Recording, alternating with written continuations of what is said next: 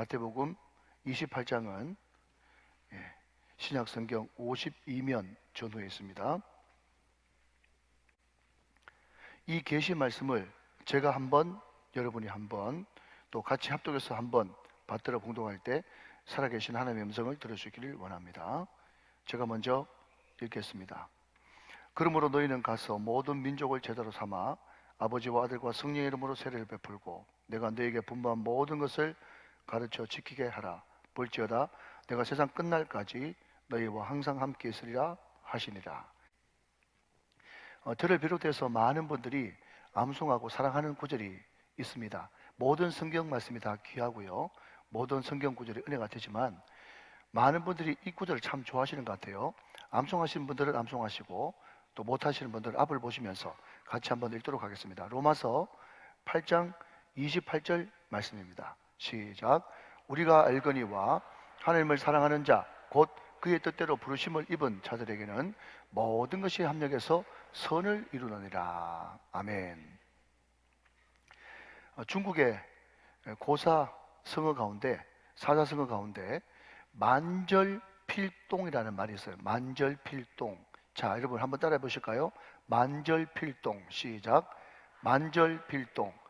이 말이 무슨 말인가 하면요, 중국의 황하강이 우리로 보면 서쪽 끝에서부터 쭉 발원이 돼가지고 말이죠, 만절, 만 번 더 굴곡이 있지만은 반드시 필 동력동, 반드시 동해 바다로, 우리로 따지자면 새 바다죠, 동해 바다로 흘러갈 수밖에 없다. 이것을 만절필동이라고 그래. 이것이 어떤 뜻인가 하면 로마서 8장 28절이에요. 모든 것이 합력하여 잘 될 거다. 이런 것을 의미하는 것이 만절필동이에요. 제가 공부를 좀 해보니까 이 말씀을 여러 사람들이 다양하게 자기 말로 해석을 하고 진술을 했어요. 특별히 위트머스라고 하는 학자가 이 구절을 해석하기를 모든 일 자체가 좋지 않을 수 있다. 그러나 하나님은 믿음을 가진 자들의 궁극적인 이익을 위하여 그것들을 조화롭게 할 것이다. 무슨 말입니까, 여러분? 모든 만사가 다 좋을 수 없다는 거죠. 그러나 하나님은 우리 믿는 사람들의 궁극적인 이익을 위해서 이 모든 것들을 가장 선하고 아름답게 인도해 주실 것이다. 믿으시면 아멘. 꼭 그렇게 되시기를 주님의 이름으로 축원합니다. 근데 저는요, 이 말씀을 가장 잘 해석한 단어가, 가장 잘 해석한 경고가 이렇다고 생각합니다. 앞으로 한번 보시면요, 같이 한번 읽어볼까요? 시작. 하나님의 나라에는 쓰레기통이 없습니다. 하나님 나라에는 쓰레기통이 없다는 거예요. 왜 그렇습니까? 하나님은 전지하시고 전능하시고 모든 것이 확실하시고 명확하시기 때문에 하나님이 하시는 모든 일에는 실수가 없어요. 그래서 결단코 하나님의 사람에게는, 천국에서는 버릴 것이 하나도 없기 때문에 하나님 나라에서는 쓰레기통이 없습니다. 그렇게 비유를 했더라고요. 이것이 곧 합력할 선을 이룬다, 이런 뜻이죠. 여러분 아멘 좀 해주시면 좋겠습니다. 우리 교회는 부흥하는 교회입니다. 우리 교회는 부흥하는 교회이기 때문에 새가족들이 늘 들어오거든요. 그런데 제가 너무 귀한 예화는 새가족들의, 우리의 같이 하나됨을 위해서 반복할 수밖에 없음을 여러분 좀 이해해 주시기를 바랍니다. 제가 오래전에 이런 이야기를 했어요. 여러분, 제가 서울에서 사역을 할 때 그 목사님이 지금은 돌아가셨지만 저를 너무너무 사랑해 주셨어요. 그러면서 하는 말이, 예 목사, 당신은 나한테 있어서 요셉이요, 이렇게 이야기하는 거예요. 그게 무슨 말인가 하니까, 내가 당신보다 높은 것은 담임 목사 자리밖에 없고 다른 모든 것들은 내가 너를 무척 사랑하고 신뢰하니까 네 소신껏 다 해봐라 하면서 저한테 전적으로 다 맡겨주시더라고요. 얼마나 저한테 다 맡겨주시는가 하면 은행 업무까지 저한테 다 맡기시더라고요. 그 교회가 교회를 크게 짓고 부채가 좀 있었거든요.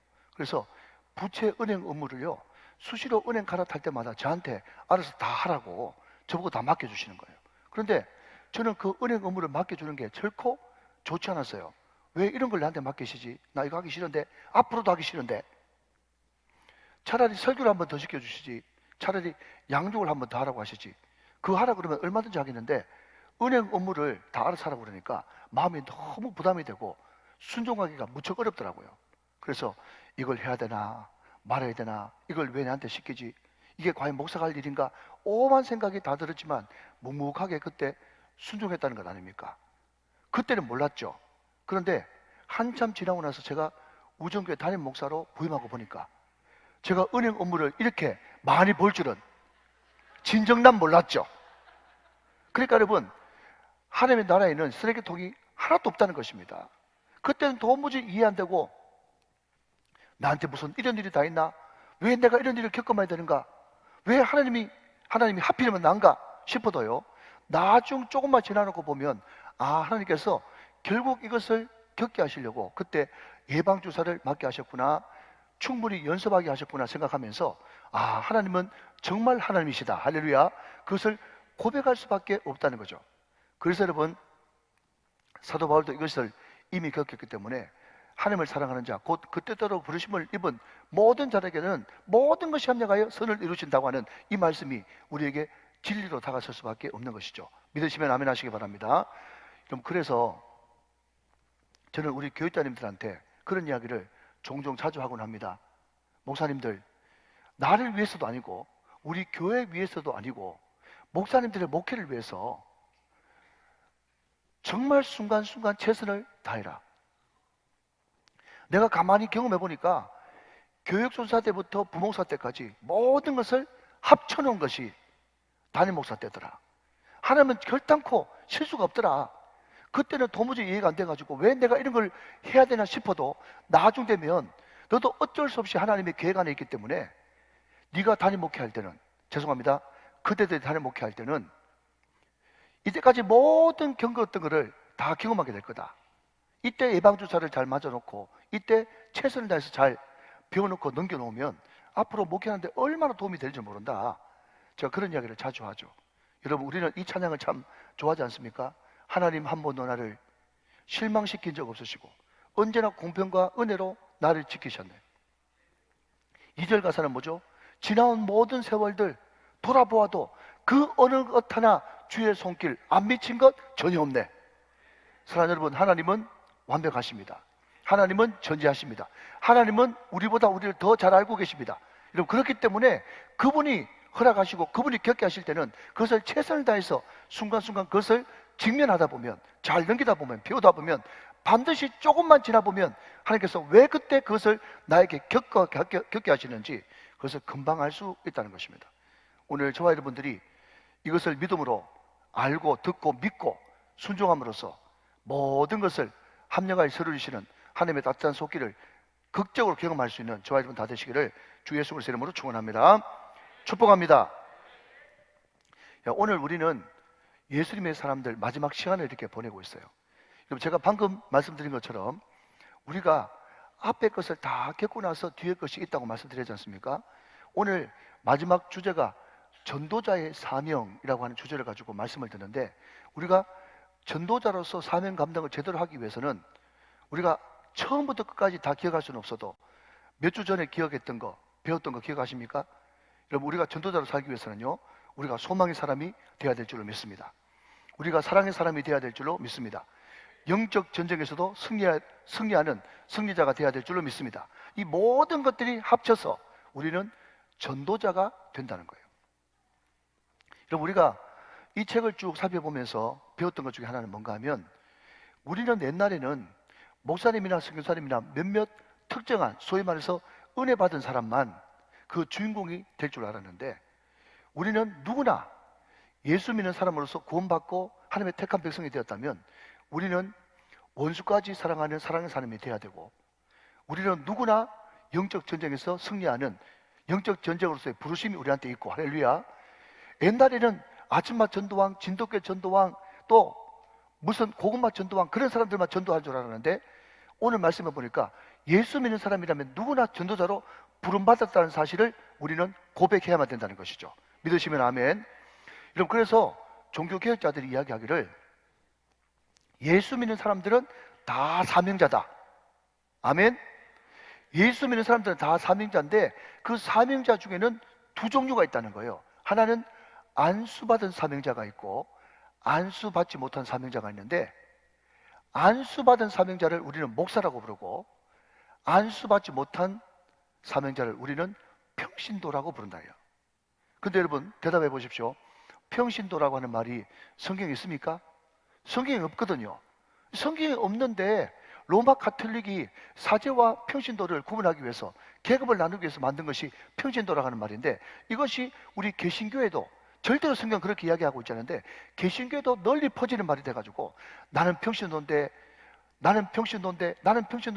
이런 이야기를 자꾸 하니까 사람들이 말이죠, 평신도라고 안 부르고 병신도라고 부른단 말이죠. 여러분, 그렇기 때문에 저는 성경에 없는 평신도라고 부르고 싶지 않고 평신도를 다른 말로 교회라고 부르고 싶어요. 교회. 여러분, 교회가 누구죠? 무조건 모르면 나라고 하십시오. 교회가 누굽니까? 나예요. 교회는 절대로 이 예배당 건물이 아닙니다. 이것은 예배 드리는 건물, 집당자를 써가지고 예배당이고, 교회는 내가 교회입니다. 자, 그러면 여러분, 교회를 조직신학에서는 뭐라고 부르고 있는가 하면 택한 사람들의 모임, 부름받은 사람들의 모임이에요. 우리는 택함 받아서 부름받았단 말이죠. 그래서 이게 교회로 모여 있는 것입니다. 믿으시면 아멘. 그러면 하나님이 우리를 무엇 하려고 택하셨냐라고 할 때 또 두 가지죠. 하나는 영접하는 자, 곧 그름을 믿는 자들에게는 하나님의 자녀가 되는 권세를 주시려고 우리를 택하신 줄로 믿으시기 바랍니다. 첫 번째 택함은 하나님의 자녀의 택함이고, 또 하나는 전도자로서 우리를 먼저 부르신 것은 전도자로서 땅끝까지 이르러 전도자의 사명을 감당하기 위해서 우리를 택하시고 부르셨다는 것입니다. 믿으시면 아멘 하시기 바랍니다. 자, 그러면 여러분, 우리가 누구든지 다 믿는 사람이라면 전도자로서의 부름을 받은 사람인데, 그러면 우리가 전도자로서 사명을 잘 감당하기 위해서는 어떤 것이 준비되어야 되겠는가? 오늘 그 말씀을 하고 싶은 거죠. 그럼 첫 번째는요, 참으로 단순 명확합니다. 우리의 얼굴이 준비되어 있어야 돼요. 이게 도대체 무슨 말이냐? 자, 여러분, 제가 좀 전에 우리가 예수님의 사람들 마지막을 배우고 있는데, 마지막을 알기 위해서는 앞에 것이 다 종합되어야 된다고 말씀했지 않습니까? 여러분, 우리가 제9가의 소망의 사람이라고 하는 제목으로 우리가 말씀을 들었는데, 거기에 주제 선구가 마태복음 13장 44절 말씀입니다. 자, 잘 하시는 말씀이죠. 앞을 보시면서 저와 같이 한번 해보도록 합시다. 같이 읽어요. 시작. 천국은 마치 밭에 감추인 보화 같으니 사람이 이를 발견한 후 숨겨두고 기뻐하며 돌아가서 자기의 소유를 다 팔아 그 밭을 사느니라. 기억나시면 아멘. 이 천국을 소망하는 사람, 이 사람이 소망으로 사는 사람이거든요. 여러분, 어떤 농부가 있었습니다. 예수님 시대 때. 그런데 남의 땅을 열심히 갈다 보니까 갑자기 철크덩 하면서 뭔가 걸리는데, 이건 뭐지? 하면서 막 그 땅을 파보니까 보물 상자가 있는데 거기에 생전 한번 보지도 못했던 엄청난 보화가 거기에 가득 담겨 있는 거죠. 이것을 보자마자 이 사람이 본능적으로 그 보물 상자를 다시 땅에 덮어두고 기뻐하며 돌아가서, 중요한 겁니다. 기뻐하며 돌아가서 자기의 소유를 다 팔아서 그 밭을 사는 것이 바보한 다음에야 당연한 것 아니겠냐? 지금 그것을 천국 비유로 하고 있는 거거든요. 여러분, 상상을 좀 동원해 본다면 이 사람이 얼마 되지도 않은 재산을 말이죠, 집 팔고 밥 팔고 냉장고 팔고 다 팔았을 때 자기 부인이 뭐라고 얘기했습니까? 드디어 미쳤다고. 드디어 미쳤다 이야기를 했겠습니까? 자기 아이들이, 자기 엄마가 말이죠, 같이 사는 모든 가족들이 정말 힘들게 살더니 이제 드디어 돌았구나 하면서 다 말리고 울고 불고 난리 났을 거예요. 여러분, 말리든지 말든지 울고 불고 하든지 말든지 상관없이 여러분, 이 부활을 발견한 사람은 기뻐요, 기쁘단 말이죠. 얼굴에는 웃음이 만연하고 실실실실 막 웃는 거예요. 정말 돌았구나. 손가락질해도 기쁜 걸 어쩔 수가 없단 말이죠. 여러분, 이게 비밀이에요. 근데 여러분, 이것을 비밀이라고 부르지 않고 여러분, 숨겨진 비밀이라고 이야기하는 거죠. 여러분, 그렇기 때문에 기독교는 역설인 거예요. 비밀은 숨겨진 건데 숨길 수 없는 비밀, 이게 역설인 거죠. 이 천국의 기쁨인 것입니다. 여러분, 실제로 있었던 실화입니다. 자, 이제 허리를 고추세우고 잘 한번 들어보세요. 여러분, 미국의 서부 개척시대 때 거기에서 금광이 발견되는 바람에 사람들이 그 금광을 찾아가지고 다 서부로 이동했습니다. 그런데 일단에 그 친구들이 정말 금광을 발견한 거예요. 야, 진짜 금이다 하면서 막 얼싸안고 기뻐하는 것도 잠시 이제 정신을 차리고 뭐라고 얘기했는가 하면, 친구들아, 이거 절대로 목숨 걸고 비밀로 지켜야 된다.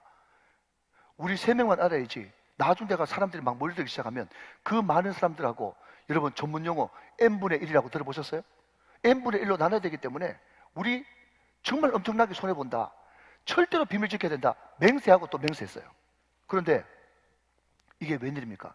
며칠 지나니까 사람들이 자기들이 발견한 그 금광 쪽으로 싹 몰려들더랍니다. 그러니까 막 친구들끼리 막 오해가 생겨가지고 막 대판 싸움이 난 거예요. 네가 이야기했지, 네가 이야기했지 하니까 말이죠. 막 주모자로 몰린 그 사람이 막 답답해가지고 말이죠. 총을 막 꺼내가지고 자기 머리에 막 갖다 대면서 나는 죽어도 이야기 안 했다. 그러니까 믿을 수밖에 없는 거죠.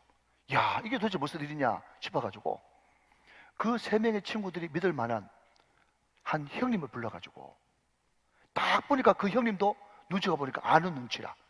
그래가지고 하는 말이, 눈치챘어요? 알고 계세요? 그러니까요, 그 형님이 뭐라고 하는지 아십니까? 잘 들어보십시오. 어이 자네, 나를 바보로 아는가? 이미 눈치챘다는 이야기잖아요. 그러니까 그 친구들이 이구동성으로 묻는 말이 뭔가 하면, 형님 어떻게 하셨어요? 그랬더니, 여러분 키포인트입니다. 잘 들으십시오. 자네들 얼굴 보면 알 수 있지. 이렇게 수준 높은 이야기를 이해하시겠습니까? 여러분, 세상에 바보 아닌 다음에야 금광을 발견하고 막 기쁨이 충만하니까, 세상에 어떤 바보라도 그 얼굴 보면 뭐라고요? 다 안다는 거예요. 얼굴 보면 다 안다는 거예요. 바보 아닌 이상 다 안다는 거죠. 이게 뭐죠? 숨길 수 없는 비밀이라는 거예요. 숨길 수 없는 비밀. 아직까지 이해하지 못한 사람이 2분 계신데, 여러분 제가 좀 전에 이야기로 다시 돌아가서, 여러분 제가 부목사 때부터 여러분 은행 업무를 시작했다고 했지 않습니까? 제가 반은행 전문가거든요. 근데 여러분 사람들은 착각하기를 은행 가가지고 정말 불쌍하게 보이고 가엾어 보이고 애처로 보이면 대출해 주는 줄 알아요. 여러분 정말 그런 줄 아십니까? 순진하기는, 여러분 양해하십시오. 죄송합니다. 어떤 사람한테 대출해 준 줄 아십니까? 제가 미리 죄송하다고 말씀드렸어요. 저처럼 얼굴이 훤하고, 정말입니다 여러분. 저처럼 얼굴이 훤하고 뭔가 좀 많이 가진 것 같고 믿는 구석이 있는 사람. 그러니까 저 사람이 교회 목사인데 교회에서 못 갚으면 자기 아버지한테도 이야기해서 갚을 수 있겠다, 이런 사람한테만 빌려준다니까.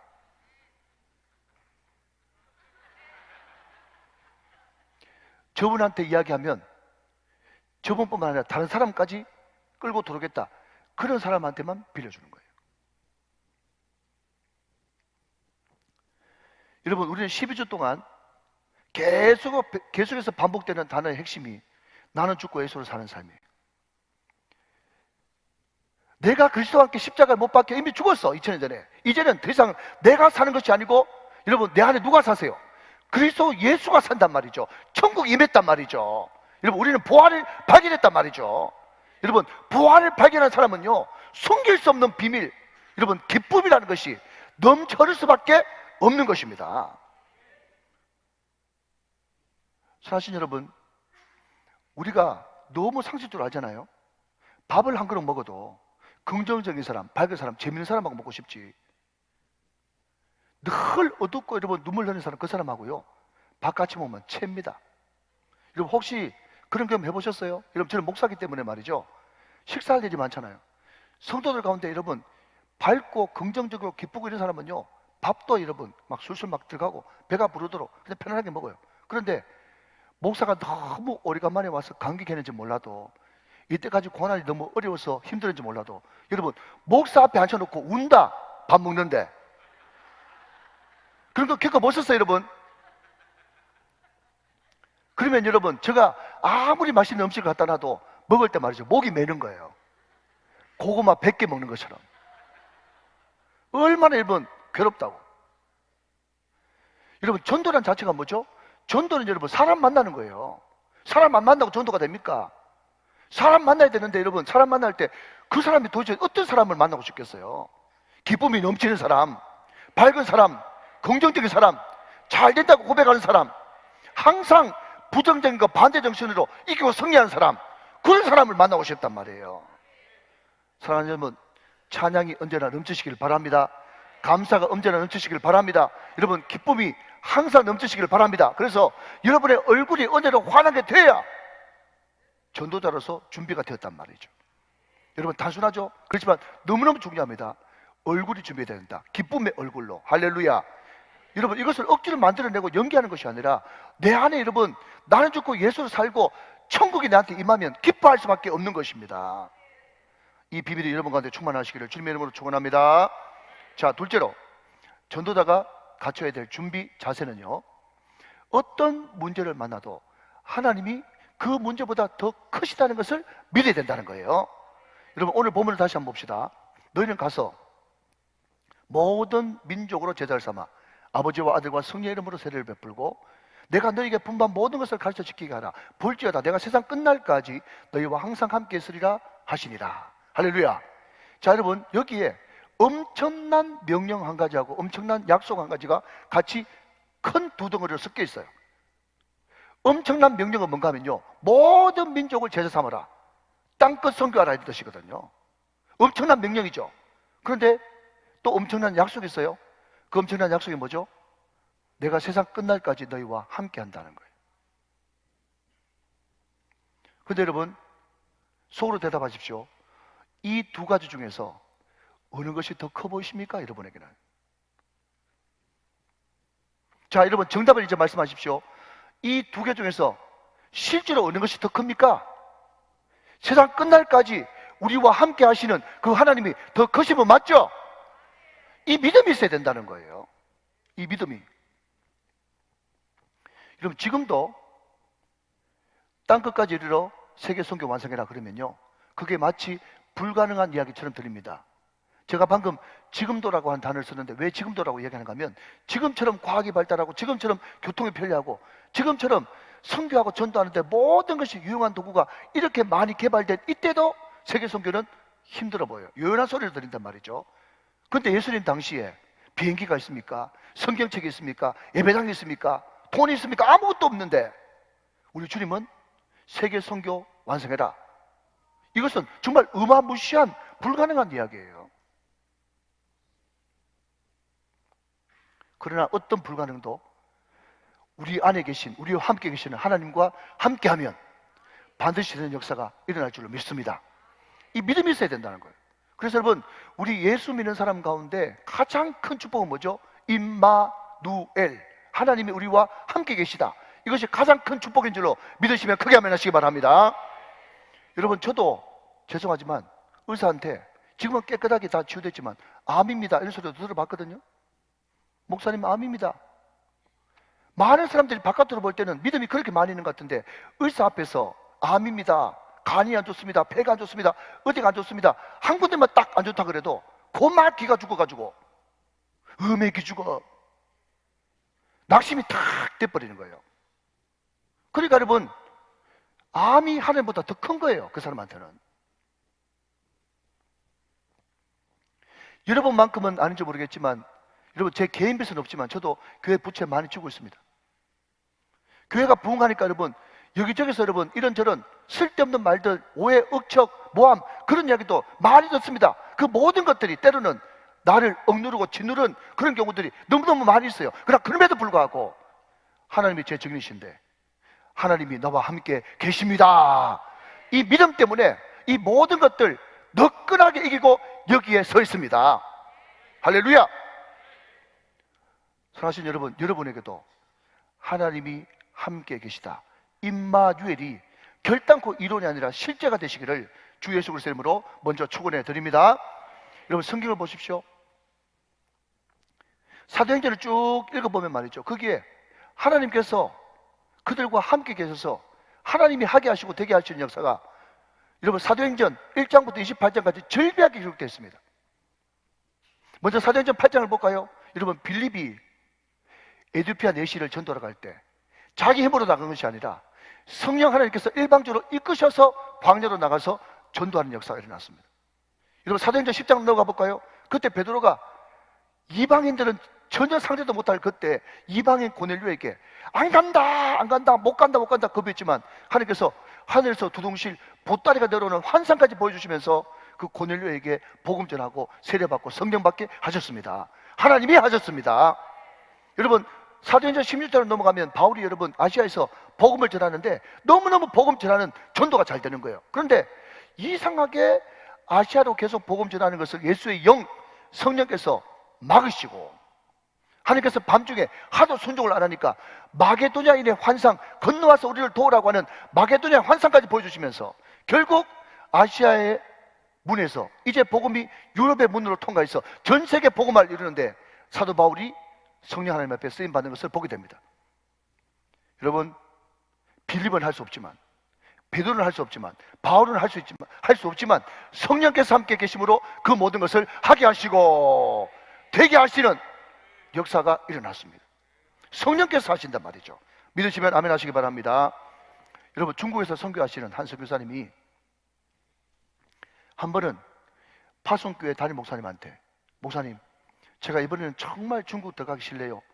원래 파송 선교사가 파송해준 담임 목사님한테 그런 이야기 하는 게 아닌데 너무 솔직하게 순수하게 그런 말을 했어요.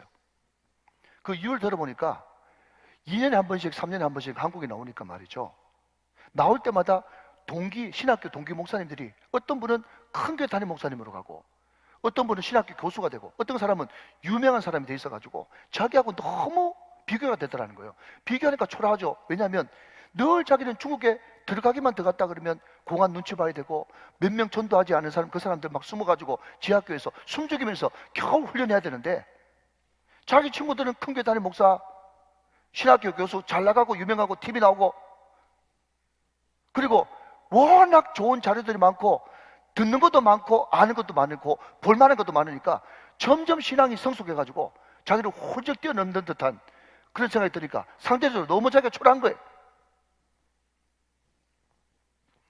그 이야기를 듣고 목사님이 이런 이야기를 합니다.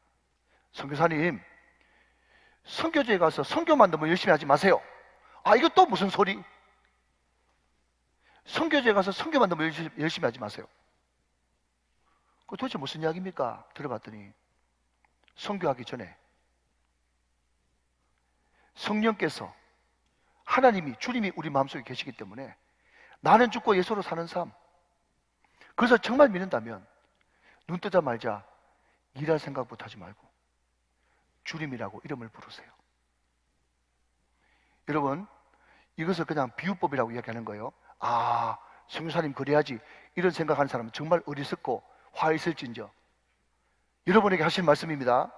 여러분, 우리 신앙생활의 핵심이 뭔가 하면 나는 죽고 예수로 사는 삶이기 때문에 내 안에 예수님 계신 거 맞습니까? 천국 임했죠? 내 안에 하나님 계신 거 맞죠? 그러면 여러분, 눈 뜨자마자 먼저 주님이라고 부르십시오. 그리고 주님이 가라는 곳에 가고 주님께서 멈추라는 곳에 멈추고, 주님 내가 이때는 어떻게 했으면 좋겠습니까? 내가 어떻게 이들을 섬겼으면 좋겠습니까? 그것을 계속 묻고 듣고 순종하면서 주님과 성령님과 동행하는 삶을 살아보십시오. 그리고 나서 2, 3년 뒤에 한국에 왔을 때 자연스럽게 동기 목사님들과 은혜를 나누게 되면, 내가 예언자는 아니지만 반드시 동기 목사님들이 이렇게 당신한테 이야기할 것입니다. 선교사님, 당장 이번 주 금요일 날 우리 교회에 와서 지금 나하고 이야기했던 그것을 그대로 우리 성도들에게 이야기 좀 해주십시오. 그렇게 이야기할 날이 반드시 올 거란 말이죠. 믿으시면 아멘 하시기 바랍니다. 너무너무 중요한 이야기를 지금 제가 하고 있어요, 지금. 그러면서 목사님이 다시 반문합니다. 선교사님, 친구분들 가운데 큰 교회 목사님 말고, 목회 잘하는 분 말고, 설교 잘하시는 분 말고, 신학교 교수 말고, 그런 거 다 말고 정말 그분과 이야기하면 저분은 정말 예수님과 친밀하고 예수님 닮아있구나 생각되시는 분이 몇 분 계십니까? 질문했어. 곰곰이 눈을 감고 생각해 보더니 성교사님이 이렇게 대답합니다. 딱히 누구라고 말하기가 어렵네요.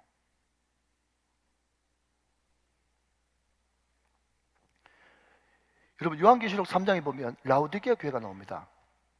이 사람들이 얼마나 금방스러운가 하면요, 요한계시록 3장 17절 말씀에 자기 스스로 이렇게 이야기합니다. 내가 말하기를 나는 부자라 부유하여 부족한 것이 없다 그랬어. 이 사람들이 여러분 고백입니다. 스스로 이야기하기를 나는 부자라 부유하여 부족한 것이 없다, 이렇게 이야기하는 거 보니까 교회가 큰 교회였던 모이죠. 성도들이 많았던 모이죠. 그게 유명한 사람 많이 다녔던 모이죠. 돈도 많았던 모이죠. 근데 여러분, 우리 주님이 그 이야기를 듣고 뭐라고 응답하시는지 아십니까? 계속해서 이어서 보시면, 하나, 내 공부한 것과 가련한 것과 내 가난한 것과 눈먼 것과 벌거벗은 것을 알지 못하는도다. 자기들은 지금 잘 나갑니다. 교회도 큽니다. 성도들도 많습니다. 유명한 사람들 많습니다. 재정도 풍부합니다. 그렇게 이야기하지만은 우리 주님이 그 심령들을 볼 때 뭐라고 얘기하는가 하면, 네가 정말 가련하구나, 안 됐구나, 네가 가련하구나, 정말 헐벗었구나. 우리 주님이 그 심령들을 보면서 안타까워하신다는 거예요. 그러면서 여러분, 이어서 19절 20절에서 이렇게 이야기하고 있습니다. 무릇 내가 사랑하는 자를 책망하여, 하나님이 정말 칭찬할 것이 하나도 없지만 우리 주님께서는 끝까지 그들을 사랑하십니다. 아멘. 내가 사랑해서 책망하는데 열심을 내라, 회개해라. 그러면서 그 유명한 말씀 요한계시록 3장 20절이 그 맥락에서 나온 거예요. 내가 문 밖에 서서 두드리는데 누구든지 내 음성을 듣고 문을 열면 내가 그에게 들어가 그와 더불어 먹고 그는 나와 더불어 먹으리라. 우리 교회 부자고 유명한 사람 많고 크고 그렇게 한다고 주님을 문 밖에 세워놨네. 문 밖에 세워놨어. 회개하라는 것입니다, 여러분. 네가 크고 잘 나가고 부자라고 주님을 무시하고 주님이 문 밖에서, 우리 주님께서 그 교회 안으로 들어가고 싶어가지고 내가 문 밖에 서서 두드리는데 너희가 내 음성을 듣고 문을 열면 내가 들어가 너와 더불어 먹고 너는 나와 더불어 먹으리라. 사랑하는 여러분, 우리 교회는 울산에 위치하고 있습니다. 인구 110만, 여러분 114만, 118만, 그래봤자 여러분 서울처럼 그렇게 한꺼번에 여러분 매절마다 50명씩 100명씩 몰려드는 것이 쉽지 않아요. 그러나 그럼에도 불구하고 여러분, 우리 주님께서는 큰 교회라고, 사람 많다고, 유명한 사람 많이 다닌다고 그 교회를 건강한 교회라고 칭찬받는 교회라고 하지 않고, 빌라델비아 교회 같은 경우는 네가 작은 것을 가지고도 충성하였고 내 말을 배반하지 않았다고 말씀하고 있는 것입니다. 사랑하는 여러분, 우리 교회가 어떤 교회가 돼야 되겠습니까? 제가 지난번에 소개했던 한밭제일교회 원로 목사님이신 이영환 목사님, 고등학교 졸업도 못했어요. 구강 고주가 이상해가지고 아무리 좋은 성능 조건, 좋은 마이크를 가지고도 발음이 무슨 발음인지 알아들을 수가 없어요. 근데 그 교회가 대체로 제일 크거든요. 이분이 여러분 기도할 때 뭐라고 기도했는가 하면, 하나님, 내가 우리나라에서 최고의 목사는 될 수 없지만 주님 제일 사랑하는 목사는 되고 싶습니다. 이게 그분의 기도 제목이었어요. 사랑하는 여러분, 우리 교회가 우리나라 최고는 될 수 없다고 할지라도 우리 성도들이 예수 제일 잘 믿는 성도들 다 되시기를 주님의 이름으로 축원합니다. 여러분, 이것이 바로 빌라델비아를 축복하신 주님의 마음이라는 거예요. 예수 가장 잘 믿는 목사, 예수 가장 잘 믿는 장로여, 권사여, 집사여, 성도, 이것이 우리의 꿈이 되어야 되는 것이죠. 그것이 뭐죠? 그런 사람들이 모인 공동체가 가장 성경적이고 가장 모범적인 공동체가 되는 것입니다. 사랑하는 여러분, 제가 한번 비유를 들어보겠습니다. 간단히. 내가 참 사랑하고 존경하는, 아끼는 우리 배영재 집사님, 정수호 권사님, 두 분이 5월달 가정의 달을 맞이해서 가까운 곳에 이제 여행을 갔어요. 차 타고 한 2시간 정도 운전해서 가요. 우리 아이들도 다 같이 이렇게 갑니다. 그런데 이게 웬일입니까? 가족여행 가자 해놓고 우리 배 집사님하고 정 권사님하고 2시간 가는데 2시간 내내 말이 없네. 2시간 내내 말이 없어요. 대화가 없단 말이죠. 집사님, 그게 가능합니까? 아이고, 목사님, 가족끼리 그렇게 하는 거 아닙니다. 그냥 뭐 말 안 하고 있어도 다 서로 마음을 알죠. 그렇습니까? 만약에 2시간 동안 같이 여행을 하는데 말 한마디도 안 한다? 분명히 부부 사이에 무슨 문제가 있는 거예요. 부모 자식 간에 무슨 문제가 있는 겁니다. 무슨 이야기인가 하면, 많은 사람들이 예수를 믿고 성령께서 지금 내 마음속에 계신다고, 나와 함께 계신다고 이야기하는데, 집사님, 오늘 하나님께서 우리 집사님에게 뭐라고 말씀하십니까? 물어보면요, 아이고, 나는 그런 거 못 들어요. 그런 거 못 들어요. 주님은 저한테 말씀 안 하시는가 봐요. 그렇게 이야기하면서 자기는 일주일 내내 있어봤자 주님이 자기한테 뭐라고 말씀하시는지 음성도 못 듣고 감동도 못 받고 아무것도 없다는 거예요. 여러분, 제가 분명히 말씀드릴게요. 그런 거는 가능하지 않습니다. 입을 지으신 하나님께서 말씀하십니다. 귀를 지으신 하나님께서 듣게 하십니다. 여러분, 눈을 지으신 하나님께서 보게 하십니다. 우리가 자꾸 그것을 무시하고 말씀하시고 감동하시고 뜨끔뜨끔 따끔따끔 하는데도 자꾸 소멸해서 그렇지, 주님은 지금도 말씀하고 계세요. 여러분, 이 예배 시간을 통해서 말씀하시는 주님을 만나십니까? 이 하나님을 만나야 되는 거예요. 그래서 여러분, 제가 수백 번도 더 강조합니다. 뭐라고요? 하나님은 일꾼을 부르지 않고 예배자를 찾으십니다. 예배의 성공자가 인생의 성공자인 것이에요. 많은 목사님들이 주의 종이라고 하면서도 주의 음성이라 그러면 그런 게 있습니까? 그렇게 이야기합니다. 이유는 두 가지죠. 하나는 주님과 우리 사이에 관계 문제가 있든지, 아니면 자기는 끝까지 어디서 배워가지고 주님이 내 마음속에 계신다고 이야기는 하는데 실제로는 없든지. 두 가지입니다, 여러분. 여러분, 이 시간이 왜 그렇게 중요한 시간인 줄 아세요? 여러분, 지금 이 시간에 다시 회복시키셔야 돼요. 지금 이 시간에 주님 만나셔야 돼요. 지금 이 시간 다시 한 번 더 가장 소중한 곳에 주님이 내 마음속에 들어오셔야 된다고요. 나중돼가지고 아차차차차 차차 하다가 지옥불 떨어지는 겁니다. 지금 만나십시오. 지금 영접하십시오. 이 시간이 바로 예배 시간인 것입니다. 나중돼가지고는 여러분 큰일 납니다. 나중돼가지고는. 이런 마지막입니다.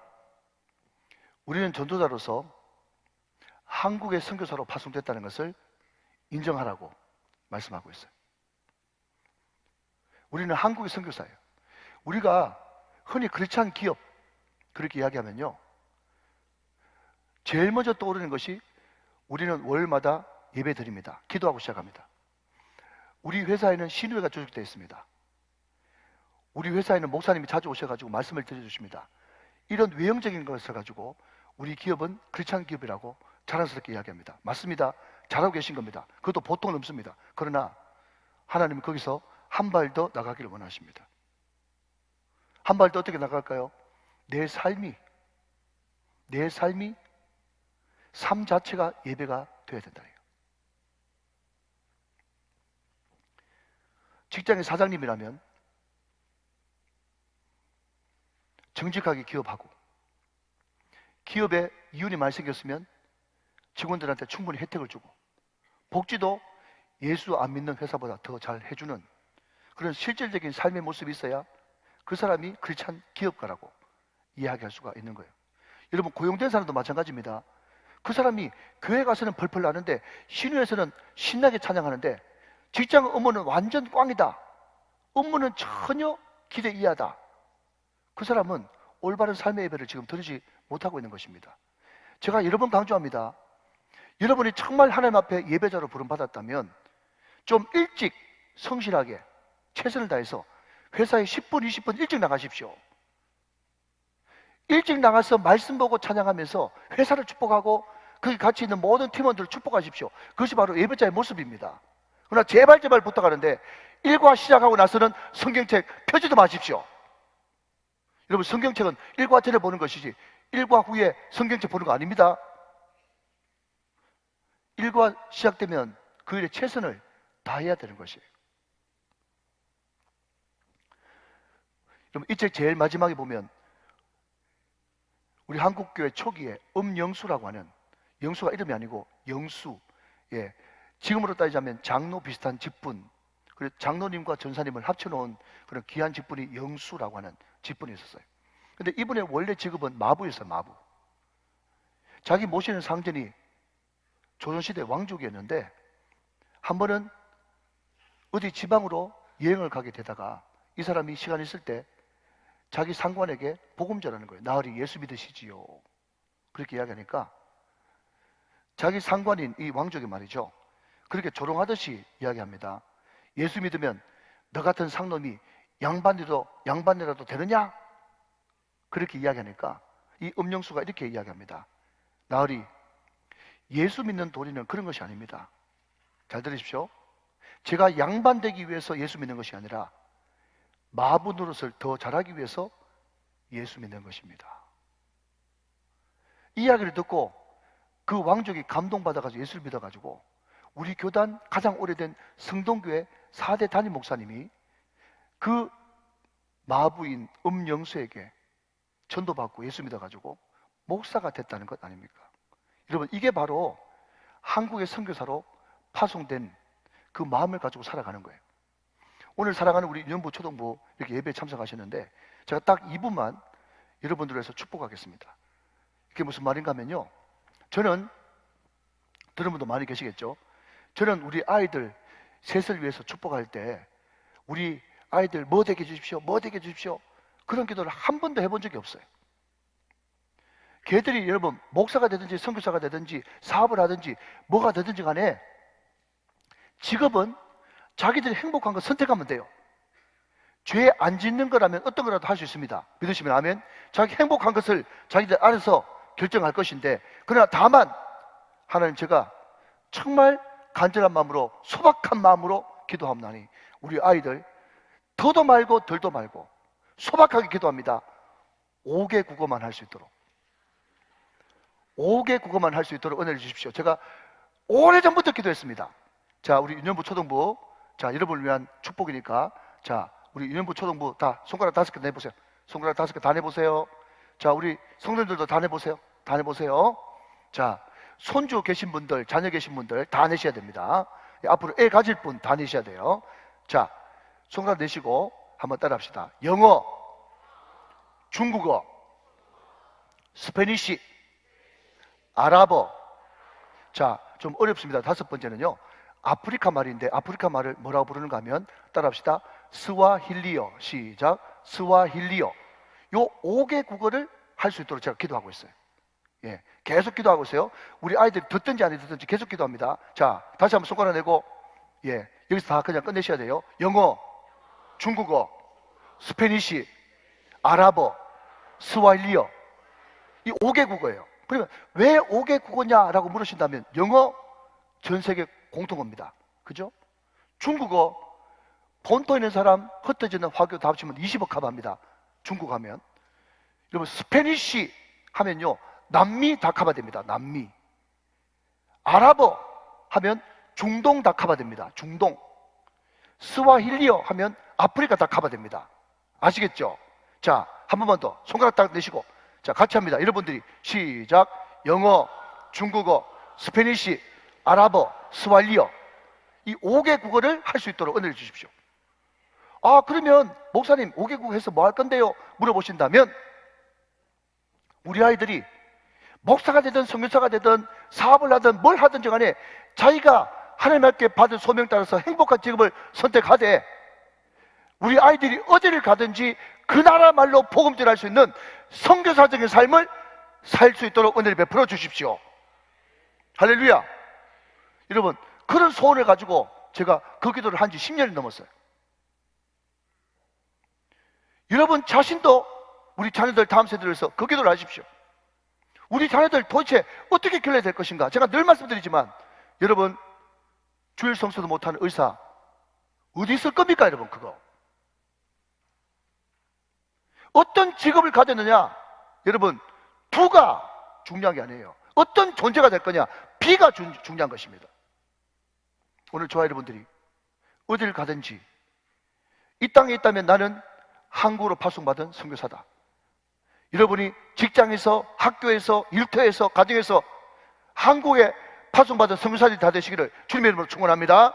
우리 자녀들이, 여러분들이 어딜 가든지 이 글로벌 언어를 익혀서 어떤 직업을 가지든지 선교사적인 그런 삶을 살 수 있는 전도자의 사명을 감당하는 저 여러분 다 되시기를 주 예수 그리스도의 이름으로 축원합니다. 축복합니다.